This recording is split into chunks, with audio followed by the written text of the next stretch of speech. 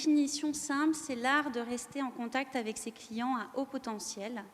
C'est vraiment garder ce contact pour que le client revienne en boutique, mais qu'il ne revienne pas par hasard, que ce soit une fidélisation proactive de son client. Et enfin, le dernier point, le dernier prérequis, c'est que ce soit un clienteling décommercialisé. Puis, le clienteling a besoin de cadre et de structure. C'est très important que chaque marque définisse aussi son propre cadre en termes de clienteling, qu'il soit identitaire à la marque.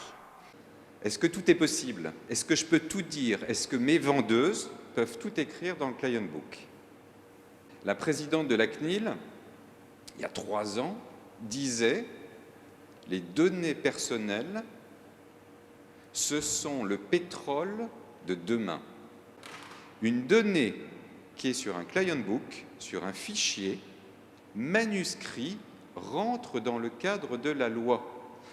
Cette information, a priori, je dois l'avoir eue de manière loyale, pas par le chauffeur ou par quelqu'un d'autre, mais directement de lui.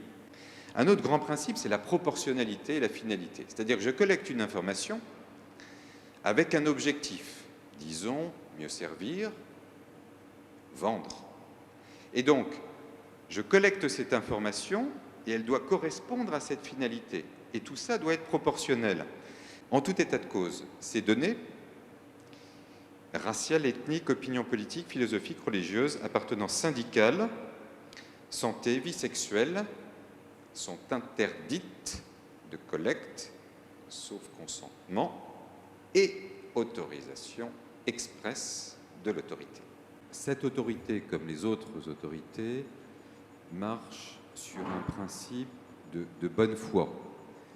Et il n'y a jamais eu de condamnation ou de remontrance à partir du moment où on allait vers eux.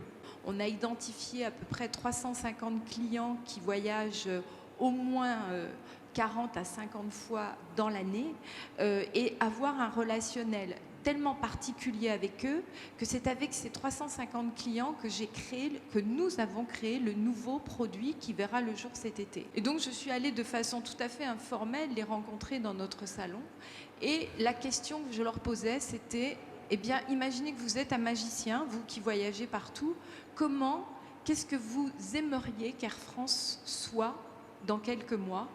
Comment vous aimeriez qu'Air France se transforme pour répondre complètement à vos attentes? Nous avons une base qui s'appelle Friendly, dans laquelle chaque collaborateur rentre des informations.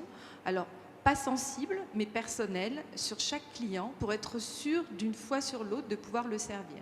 Le CRM, c'est surtout de la connaissance client et construire une stratégie relationnelle. On peut utiliser la connaissance client non seulement pour avoir une meilleure stratégie client, mais aussi une meilleure stratégie globale.